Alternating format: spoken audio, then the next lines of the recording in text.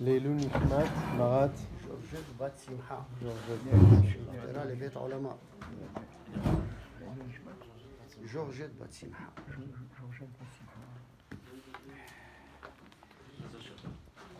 On est au Siman Yutet. Ça Oui, Koufaïn du coup. Koufaïn Yutet. Alors, pour réviser la dernière halakha, on avait dit Anirnas les Seouda, lo Ikar Chelko, Vitnu les Shamash. Tu peux pas donner ta part à la personne qui s'occupe de servir. Et on avait donné deux raisons pour finir le Siman. C'est quoi? Si Shema Yeraï d'avoir Kelkou et Seouda. Alors, qu'est-ce que tu dois faire? Et là, Ikachenu, Véanichenu, Véachakar, Itenu, Lo. C'est-à-dire, tu le mets de côté et à la fin, tu le donnes. Alors, on a donné deux raisons. Première raison, c'est peut-être que ta part, le fait que tu vas la rejeter et le donner directement au Shamash, on dirait que c'est pas important. Là, tu peux rentrer dans une dispute avec le Baal Habayit parce que c'est comme si tu donnes pas d'importance au repas qu'il t'a donné. Déjà, tu le donnes, on dirait que c'est pas important à tes yeux. Et c'était quoi le deuxième ta'am? C'était que peut-être qu'on aura besoin du repas et le fait que tu l'as donné, alors après il n'y aura pas assez pour les invités, ça va causer tout un argument.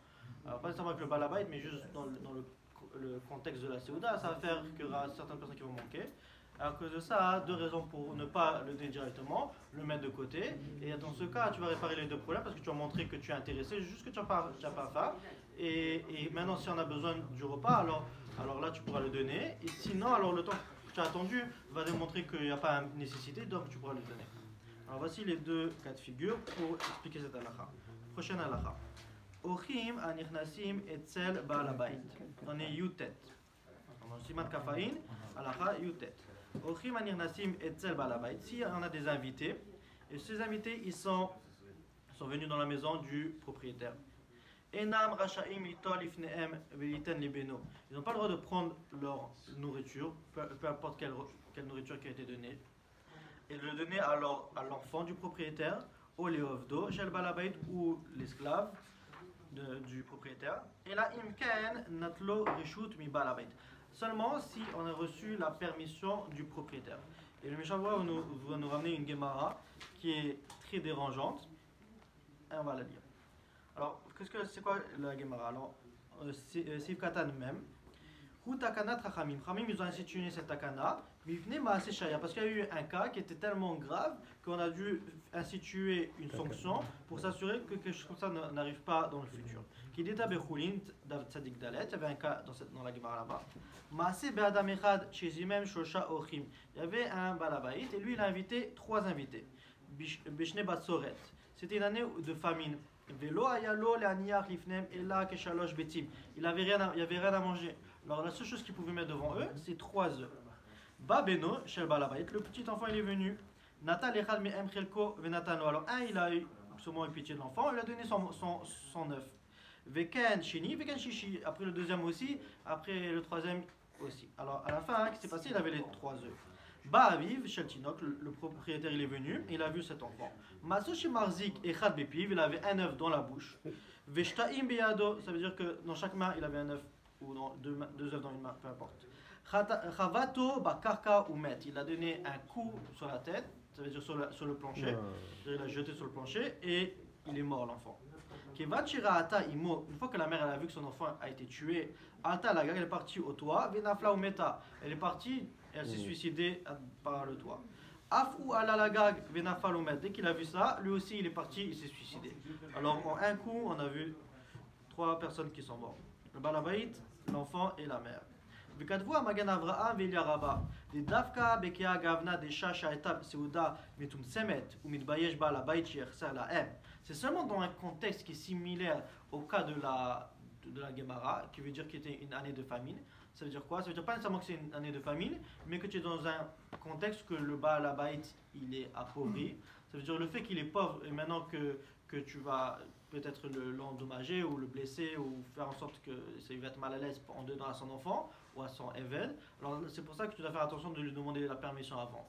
Aval, im yesh arbe ala shulchan, c'est un gars qui est très riche à Shefa. Shelo yechasser al yedeze, c'est sûr que tu vas lui donner, peu importe ce que tu vas lui donner, il y aura en abondance et c'est sûr que ça ne va pas dans le cadre du contexte que la Gemara a parlé.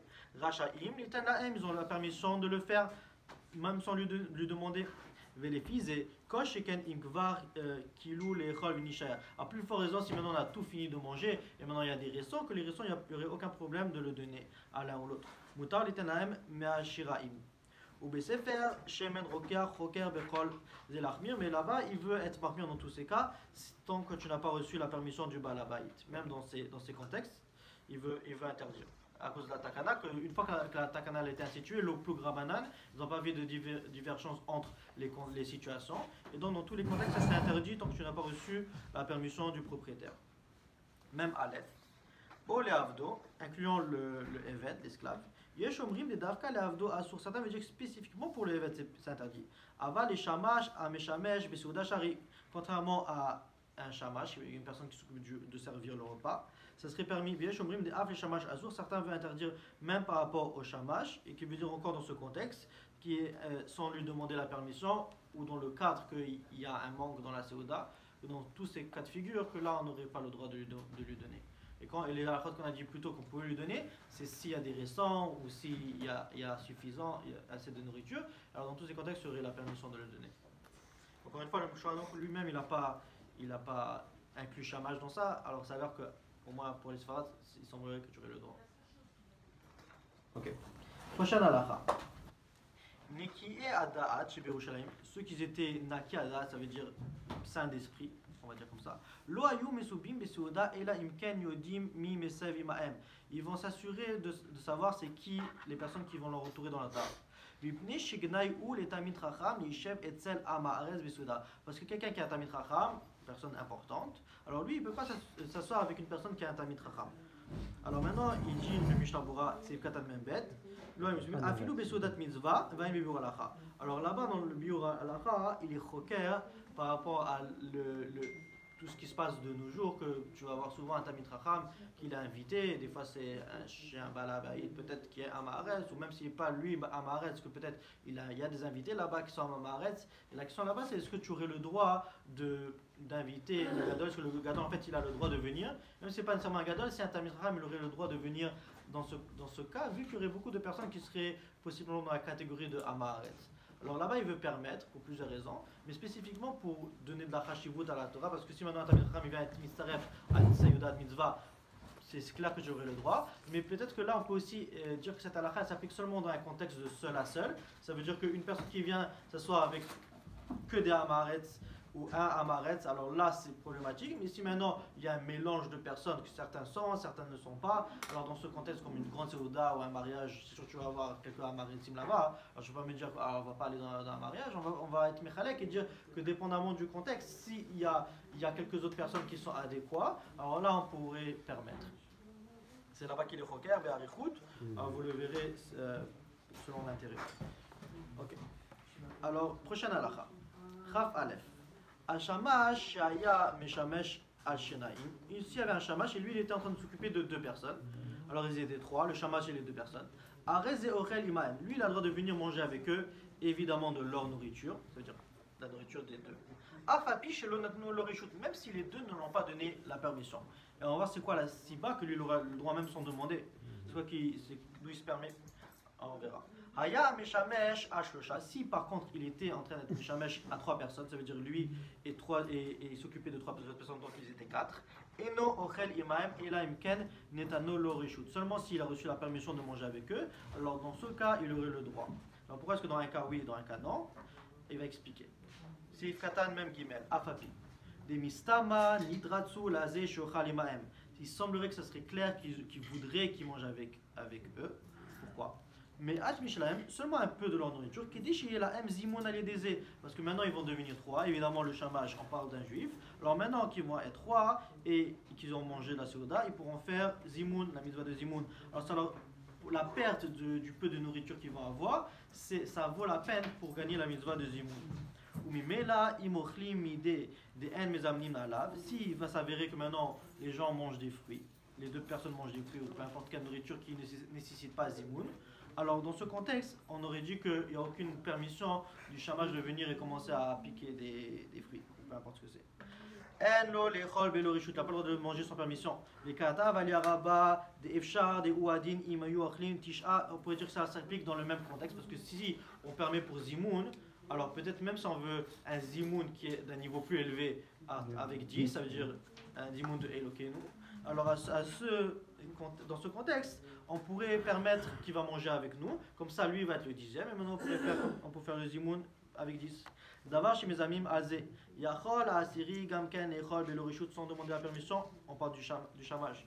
Les mistama, Nichal, ou Kede, Sheye, Laem, Zimoun, Bachem. Comme ça, ils vont avoir Zimoun avec le Shem. Très bien. Prochaine halakha. Là, on parle d'un shamash seulement, pas Avdo, hein, qui est aussi son shamash à la maison. Non. C'est ça. Ça veut dire que, en fait, ça va dépendre du contexte. Ça veut dire que le fait qu'il est évêque, ça ne change pas son statut. Ça veut dire que, même si on a dit un shamash, je pense que c'est parce que le contexte il nécessite ça. Ça veut dire, si tu es invité à la maison, tu ne peux pas manger 2 personnes et l'invité, tu vas le mettre. En d'autres mots, tu amènes un serveur. C'est un serveur. Ce que j'essaie de dire, c'est que peut-être que c'est pas nécessaire. Si la raison c'est pour Zimoun, alors maintenant ça devrait s'appliquer à tout le monde. Donc posez une bonne question. Pourquoi est-ce qu'on parle d'un shamash, on ne parle pas de quelqu'un d'autre? C'est ça que vous demandez. Alors on peut tout simplement répondre que le Shulchan Aruch il a parlé dans le cas qui était commun à l'époque, qu'à l'époque il y avait un shamash et c'est pour ça que 2 personnes vont s'asseoir et une troisième ne va pas manger avec eux. Parce que je veux dire, de manière normale, pourquoi est-ce qu'on va voir 3 personnes et ils ne mangent pas ensemble? Alors le cas de figure qui est typique, c'est parce qu'un d'entre eux il est en train de servir, c'est pour ça qu'il n'est pas en train de manger avec eux. Parce que sinon ils devraient tous manger ensemble. Il y a quelqu'un qui est un Eved. C'est ça, alors. Quelqu'un qui est Eved, si c'est un Eved, il n'a pas un statut de juif. Alors par rapport à ça, il y aurait un problème par rapport à Zimoun. Alors il y a un cas quand on voit au Minyan. Un Eved d'Ivry, il n'y a pas de problème. C'est ça, alors si c'est un Eved d'Ivry, c'est le problème. Bien, si c'est avec Dani, alors là ça serait problématique. Et maintenant peut-être tu aurais une question, est-ce que tu dois le libérer pour faire la mitzvah de Zimoun, qu'on a vu le cas de Minyan dans Barcel Brachot, mais je sais pas si dans ce contexte ça serait tellement important. Parce que là-bas c'est vraiment pour un digne de Kibbutz Tefilot que Hachem il va accepter les mitzvot, les petits filots s'il y a 10, et s'il y a moins, alors ça va dépendre de chacun. Mais dans ce cas de Zimoun, c'est pas vraiment pour un Kibbutz Tefilot, c'est juste pour faire une mitzvah additionnelle. Alors c'est pas clair que dans ce contexte on pourrait le faire, mais tout dépend du contexte. Ok, Chazak. Maintenant on va à la prochaine halakha. Chav Bet. Achar shatita venisharia in bekos l'ishtiad chavecha. Tu avais une boisson de vin. Et maintenant il en reste un peu dans ton verre. Et maintenant tu veux le passer à ton ami. Je vois qu'il est très commun pour les kiddushim. Kaneach makom nishikat ape mishumius. Tu as bu. Maintenant tu as un peu de salive qui est resté résidu sur le verre. Maintenant tu vas le passer à ton ami. C'est Decheretz, comme tu vois, et aussi Mishum Mius, de nettoyer la partie que tu as laissé ta salive, comme ça la personne il va boire, il n'aura pas besoin de tourner le verre du côté qui n'a pas la salive pour lui boire, et voilà, comme ce que beaucoup ont l'habitude de faire. Mais l'autre, c'est vraiment Mishum Mius parce que tu ne veux pas déranger ton prochain, mais encore une fois, c'est dans le guéder de Decheretz, c'est une manière de faire. En d'autres mots, on est 5 aussi, chacun qui boit, il doit nettoyer.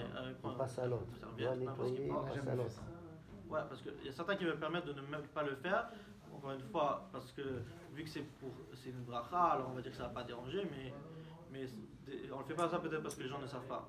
C'est peut-être ça la vraie raison. Comme un F7, tu veux dire? Non, c'est pas pour avoir un réflexe. Non, je veux dire que les gens ils font une bracha, comme Kos Shel Bracha, ou Kiddush, ou Sheva Brachot, ou peu importe. Alors, par le fait que c'est une mitzvah, alors on va dire que tu n'auras pas de takala, et le fait qu'on ne nettoie pas, c'est pas problématique. Mais à l'Ibad Echeta, les poskim ils disent qu'il faut, même dans ces contextes, il faut quand même le faire. Et c'est pas un peu insultant, vous me donnez la tasse et je commence à. Non, mais peut-être ça dérange. C'est toi, c'est celui qui te donne, il doit nettoyer. Et aussi, si quelqu'un voit que ça arrive. Tu peux verser dans un autre verre. Ouais, tu peux verser aussi. Le meilleur. Mais il faut avoir plusieurs verres parce que maintenant ça fait 10. Alors maintenant chacun doit verser dans un nouveau verre. Alors on a besoin de 10 verres libres. Alors c'est vrai qu'on peut sauver.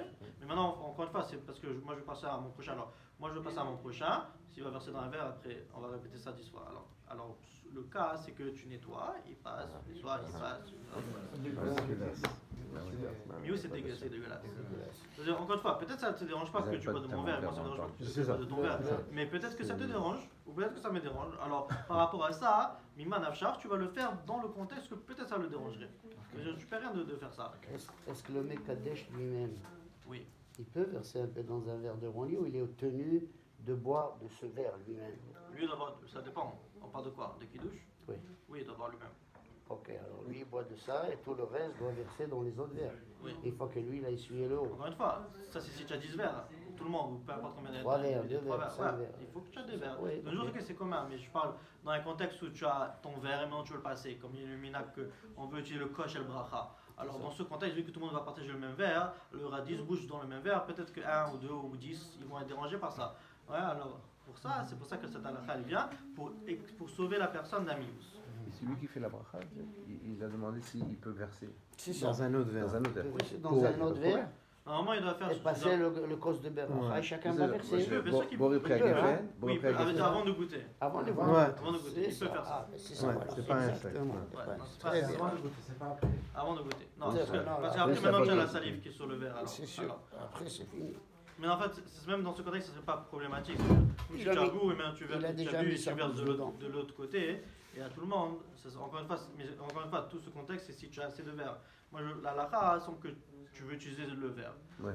C'est ça que je suis en train de dire. Est-ce que lui, il peut prendre par une paille pour ne pas toucher Alors. la bouche? Non, sérieux, je Je demande. pense, non, c'est Aujourd'hui, une C'est question. une question. C'est une question. Il y a une Non, enfin, paille, il y a il une prend de- la paille. Il a des pailles, les pailles, ça coûte même pas un Dix sou. pailles. Il y a un Tu peu mets de la paille. mius. Ah, ça change que maintenant dans la Il y a paille, moins de salive. le fait qu'il boit dans la Ouais. paille, alors la salive va pas être La sur le salive, verre, elle est pas et sur donc ça. il va être sauvé de cette halakha vu qu'il n'a pas sali le verre. C'est ça. Mais maintenant encore peut-être que là il y a peut-être un Et autre les problème autres dans la paille parce que maintenant une fois que tu vas le rentrer dans ta bouche, alors peut-être avec la paille ça va ressortir, rentrer dans le Le verre. verre devient bien. Alors, peut-être ça c'est encore C'est pire. sûr. Et moi, je bois dans le mien. C'est ça. Rabbi Shalom, je voulais dire que peut-être c'est pire la paille parce que c'est possible que tu bois et après en aspirant alors il te reste un peu et ça rentre dedans. Alors peut-être ça c'est encore pire. Peut-être. Peut-être. Ça va dépendre de comment, Il y a des ton expertise dans Non, il y a dans des l'application de la il y a des paille. pailles stérilisées Plus de faire maintenant.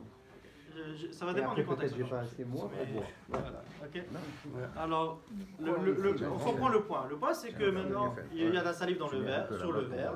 Et maintenant, ton prochain, il va boire, ça peut le déranger. Nettoie. Comme ça, il peut boire sans problème. Comment il sait Comment il sait que l'autre, il a bu? Non, dans ce saïf, il coule dans le saïf Taz. Il dit que c'est interdit. C'est quoi qu'il y a Dans la takana de Rabbi Yael Ben Akadot. Non. Et lui, il Encore interdit une fois, carrément. c'est pour ça que là-bas, on a dû être mechalek, on a dû expliquer, parce que c'est vrai que d'après la takana, comment est-ce que tu peux boire d'un récent de ton ami? Et aussi de nos jours, quand on fait une bracha. Alors certes, comme Birkat Amazon ou un Kiddush. Alors certains là-bas veulent expliquer que Rabbi Eliezer, il ne parlait pas dans un contexte de mitzvah. Et c'est pour ça que nous, quand on parle dans un contexte de mitzvah, dans cette halakha, disons, alors là, ça serait permis de le faire. Deuxième explication pour se sortir du problème de la takana, de la tzavat de Rabbi Eliezer, de son testament, c'est que là-bas, peut-être il parlait d'une personne qu'on ne connaît pas, et donc peut-être il a une maladie, et là il va mettre cette maladie dans le verre. Parce qu'on a parlé qu'il y a plusieurs maladies qui sont transmises de différentes façons, incluant par la bouche. Alors, par rapport à ça c'est le contexte là-bas. Mais ici, on parle entre nous, entre communautés, on se connaît, ensuite tout le monde est en santé, tout le monde est bien, entre familles, dans un contexte qu'on connaît la personne. Et là, le cas de figure de Rabbi Eliezer n'était pas applicable. Parce que c'est pas de ça qu'il parlait. Lui, il parlait d'un cas que tu connais pas la personne. Et donc, il y a peut-être une maladie dans l'histoire. Alors, ça, c'est les deux façons d'être mechalek par rapport à pourquoi est-ce qu'on a dit ça là-bas et pourquoi ici on permet. Très bonne question. Ok. Aval, je vois shum. Ok, mais vélo tishpor mishum batashri. Mais tu n'as pas le droit de verser, peu importe par terre, dans le robinet, n'importe où, parce que maintenant tu es en train de jeter du vin à la poubelle. Et ça, c'est un guédard de batashrit. Aval achar shetiyat ma'im shoper mi'em dersham. Mais par rapport à de l'eau, tu as le droit de verser par l'extrémité où la personne a bu. Ça, c'est pour enlever la salive qui a pu rester sur le verre. Et ça, il n'y aurait pas de problème. Parce qu'il n'y a pas un guédard de batashrit sur l'eau comme ce qu'il y a sur le vin. Le Rama il dit Acharkol achilatecha echol melach, après chaque repas mange un peu de sel. Velacharkol shtiatecha shetemaim, après chaque boisson, que ce soit du vin ou peu importe, tu bois de l'eau. Et que Moshe el Ba'er le kaman mesimam kuf ain tet. Venireli davka shelo aya melar bepat. Lui il veut donner une grande coula et beaucoup de nos jours ils sont sommaires sur cette coula s'ils n'ont pas du sel ou ils n'ont pas de l'eau à table. Et on va voir c'est quoi la coula, ce qui est que Davka Shelo Aya Melar Bepat, que il n'y avait pas de sel dans le pain, pardon, au Beumachalin ou dans le repas, Shachal, Veken Shelo Shata Mashke Sheshbomaim, et aussi dans un contexte où maintenant il n'y avait pas de l'eau qui était mélangée dans le vin. Disons tu as un vin pur ou tu as n'importe quelle boisson qui n'est pas mélangée avec de l'eau, alors là, c'est pour ça que tu aurais besoin de boire de l'eau. Aval Belavachi, dans tous les autres cas, les cas les Mechacha, tu n'as pas à t'inquiéter, vu que en fin de situation, tu as bu de l'eau qui était mélangée avec ton jus de pomme. Et tu as mangé du sel qui était mélangé avec ta salade. Et à cause de cette raison, beaucoup de gens ne sont pas occupés à s'assurer qu'ils ont toujours du sel. Mais évidemment, avec Kabbalah, le Harizal ramène, c'est ramené dans le Karfarim, de toujours faire très attention, d'avoir du sel sur la table et de manger avec du sel et tout, c'est inanime, parce qu'il y a une inane dans ça, qui c'est Medamé la Misbeach et alors, très bien. Alors, Sif Katan Mem Dalet. Aïn et El Sif Tezaim, Bemash Katanu Sham Shamura. Alors, ça, ça, on l'avait déjà vu. On l'avait déjà vu. Je ne sais pas exactement c'est quoi, mais on l'avait déjà vu. Alors, on va pas retourner. Alors, la raison pour laquelle je vais verser, c'est pour enlever la salive. Chez Nega, derrière Sham, comme ce qu'on avait déjà expliqué. On va voir plus tard. Mais il y a que là-bas il faut faire attention. Mais de